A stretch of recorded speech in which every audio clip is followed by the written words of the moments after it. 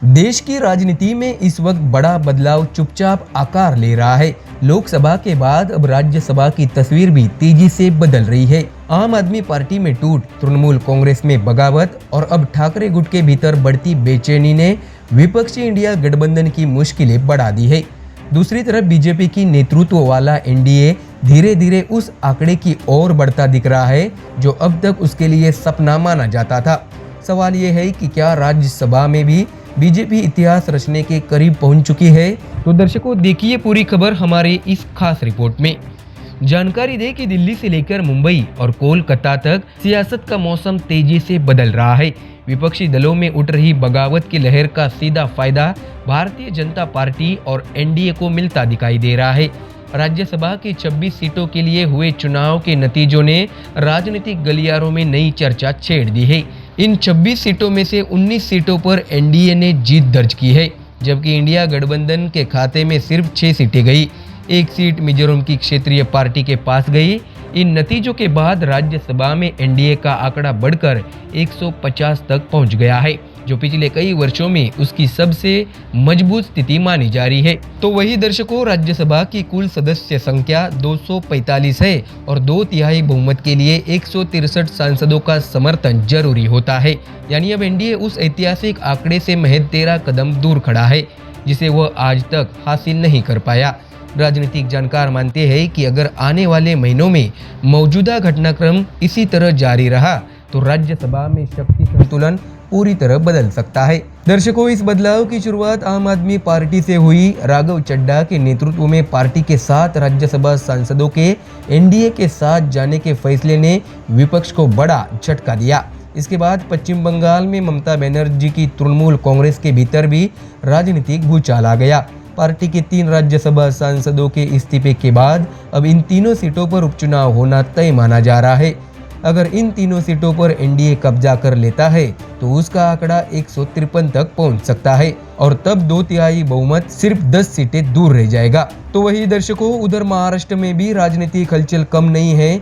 लोकसभा में ठाकरे गुट के सांसदों के बदले रुख और लगातार सामने आ रही नाराजगी की खबरों ने उद्धव ठाकरे की चिंताएं बढ़ा दी है। शिवसेना में पहले हुई बड़ी टूट के बाद अब एक बार फिर संगठन और संसदीय ताकत को लेकर सवाल उठ रहे हैं। राजनीतिक विश्लेषकों का मानना है कि अगर विपक्षी दलों में यही स्थिति बनी रही तो इंडिया गठबंधन के लिए संसद के दोनों सदनों में प्रभाव बनाए रखना मुश्किल हो सकता है। दर्शकों, फिलहाल राज्यसभा में इंडिया गठबंधन के पास करीब 64 सांसद है। वही वाईएसआर कांग्रेस के 7 और बीजेडी के 6 सांसद ऐसे हैं जिनकी भूमिका आने वाले समय में बेहद अहम रहने वाली है, क्योंकि बड़े विधेयकों और संवैधानिक बदलाव के वक्त इन दलों का समर्थन किसी भी पक्ष के लिए गेम चेंजर साबित हो सकता है। यही वजह है कि दिल्ली की सत्ता के गलियारों में अब सिर्फ चुनावी राजनीति नहीं बल्कि राज्यसभा के गणित पर भी नजरें टिक गई है। तो दर्शकों, यानी तस्वीर साफ है। विपक्षी दलों में जारी टूट और बदलते राजनीतिक समीकरणों ने एनडीए को ऐसी स्थिति में पहुंचा दिया है जहां से राज्यसभा में 2/3 बहुमत अब दूर की कौड़ी नहीं दिखता।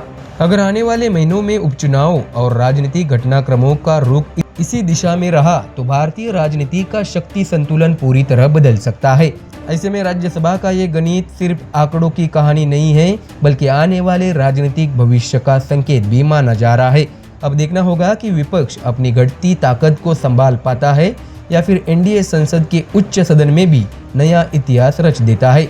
तो दर्शकों, फिलहाल इस खबर में इतना ही। देश और दुनिया की बाकी और खबरें जानने के लिए जुड़े रहिए हमारे चैनल MDR न्यूज के साथ। धन्यवाद।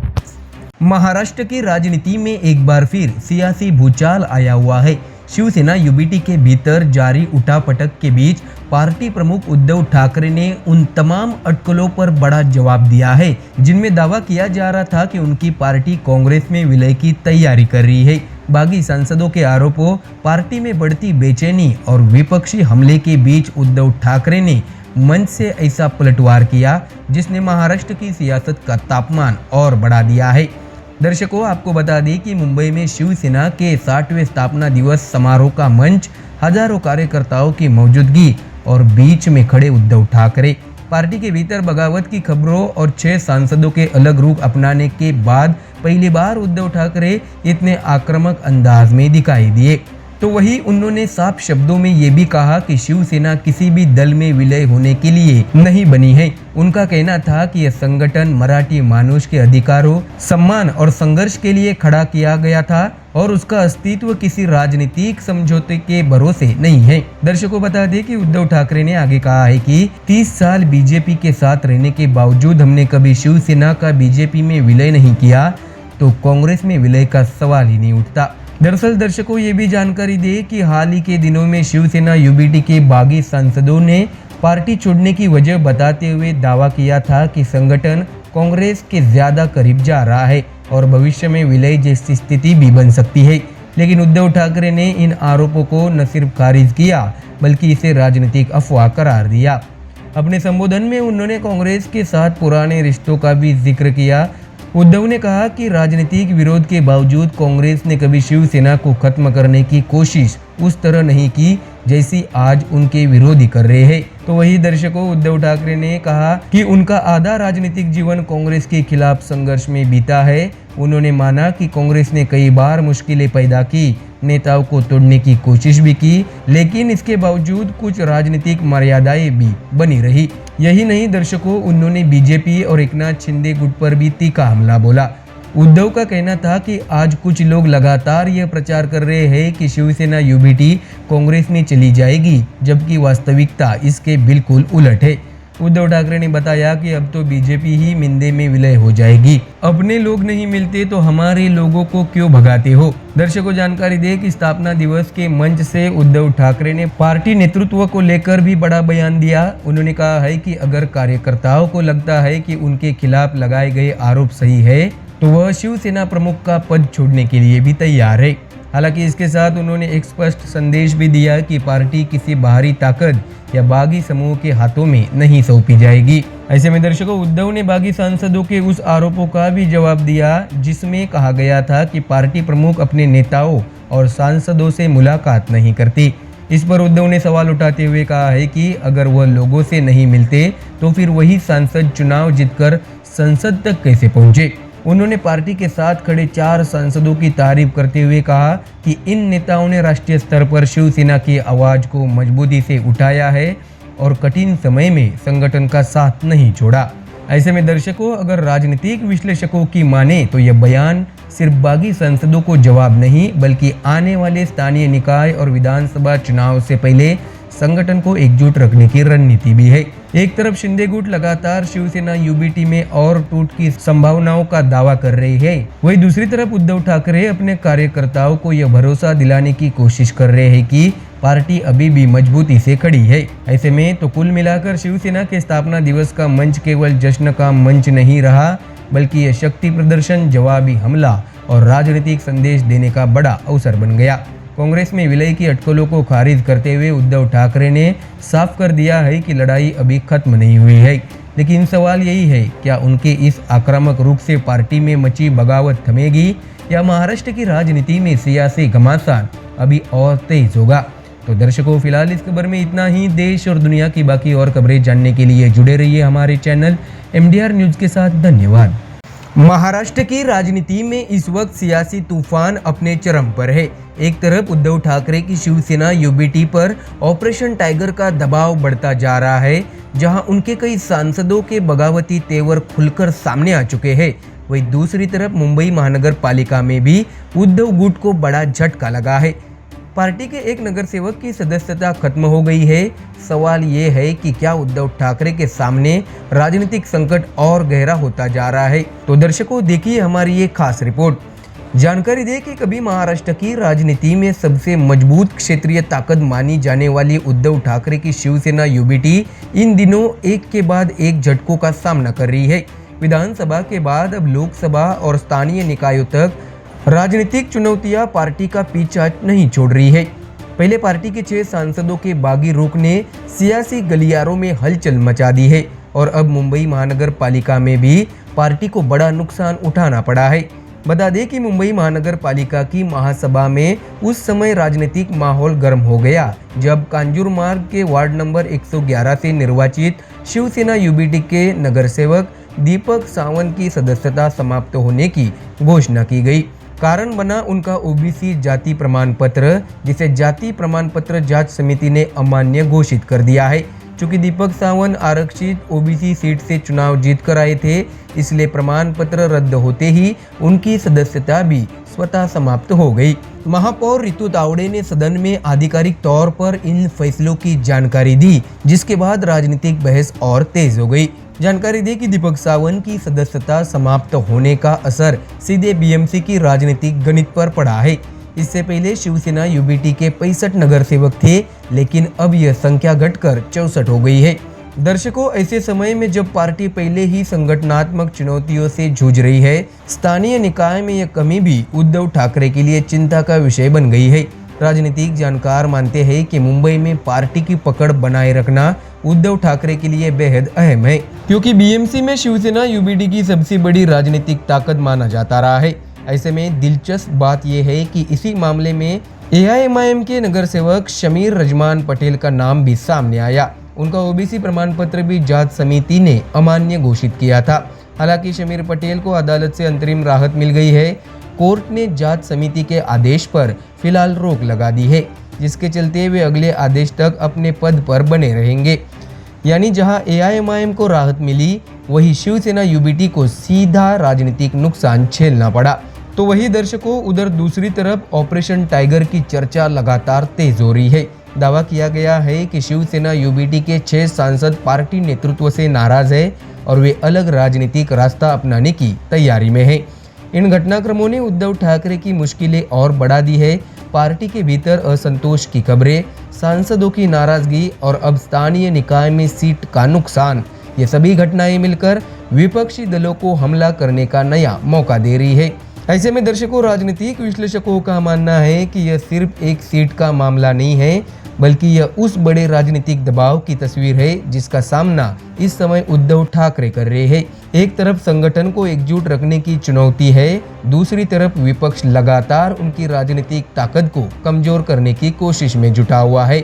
ऐसे में आने वाले दिनों में यह देखना बेहद दिलचस्प होगा कि उद्धव ठाकरे इन चुनौतियों का सामना किस तरह करते हैं और क्या पार्टी अपने नेताओं और कार्यकर्ताओं को एकजुट रखने में सफल हो पाती है या नहीं। फिलहाल इतना तय है कि महाराष्ट्र की राजनीति में सियासी उठापटक अभी थमने वाली नहीं है। ऑपरेशन टाइगर की चर्चा, सांसदों की नाराजगी और बीएमसी में सदस्यता खत्म होने जैसे घटनाक्रम आने वाले दिनों में राज्य की राजनीति को और गरमाने वाले हैं। तो दर्शकों, फिलहाल इस खबर में इतना ही। देश और दुनिया की बाकी और खबरें जानने के लिए जुड़े रहिए हमारे चैनल MDR न्यूज के साथ। धन्यवाद। महाराष्ट्र की राजनीति में एक बार फिर भूचाल आने के संकेत मिल रहे हैं। शिवसेना उद्धव बालासाहेब ठाकरे गुट को उस वक्त बड़ा झटका लगा जब लोकसभा में उनके 9 में से 6 सांसदों के बागी होने की खबरों ने सियासी गलियारों में हलचल मचा दी। इन सांसदों के एकनाथ शिंदे की शिवसेना में शामिल होने की चर्चाओं के बीच अब ऑपरेशन टाइगर महाराष्ट्र की राजनीति का सबसे बड़ा रहस्य बन चुका है और इस रहस्य को लेकर सांसद श्रीकांत शिंदे के एक बयान ने सस्पेंस को और गहरा कर दिया है। तो दर्शकों, देखिए हमारी ये पूरी खास रिपोर्ट। जानकारी दे कि साल 2022 में शिवसेना की पहली बड़ी टूट ने महाराष्ट्र की सत्ता का समीकरण बदल दिया था।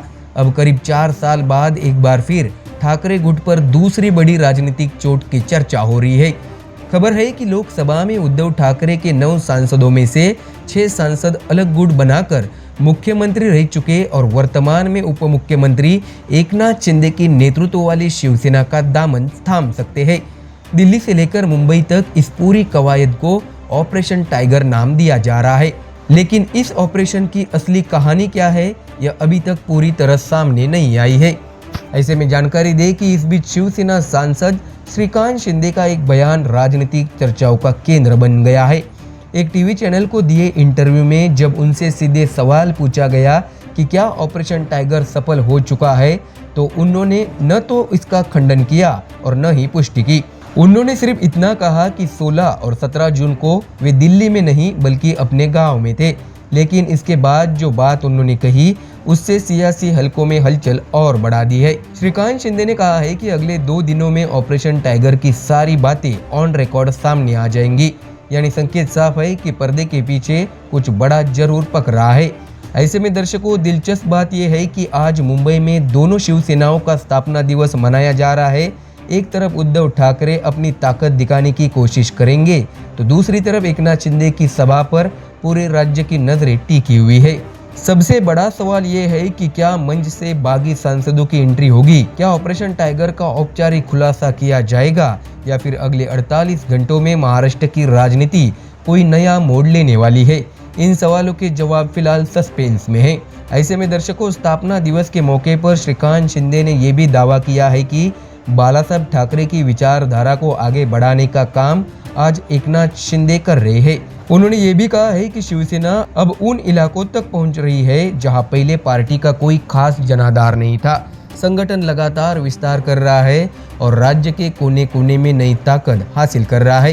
ये बयान ऐसे समय आया है जब ठाकरे गुट के कई सांसदों की नाराजगी और भविष्य को लेकर चर्चाएं तेज है।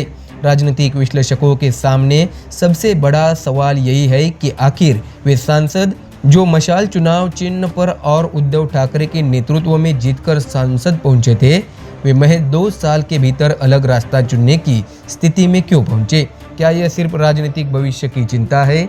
क्या सत्ता के समीकरण इसके पीछे है, या फिर शिवसेना की असली विरासत को लेकर अंदरूनी संघर्ष अब नए चरण में प्रवेश कर चुका है?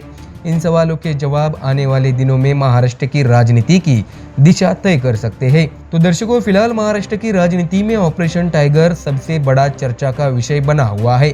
6 सांसदों की संभावित बगावत ने उद्धव ठाकरे की मुश्किलें बढ़ा दी है, जबकि एकनाथ शिंदे का कुनबा और मजबूत होने के संकेत दे रहा है।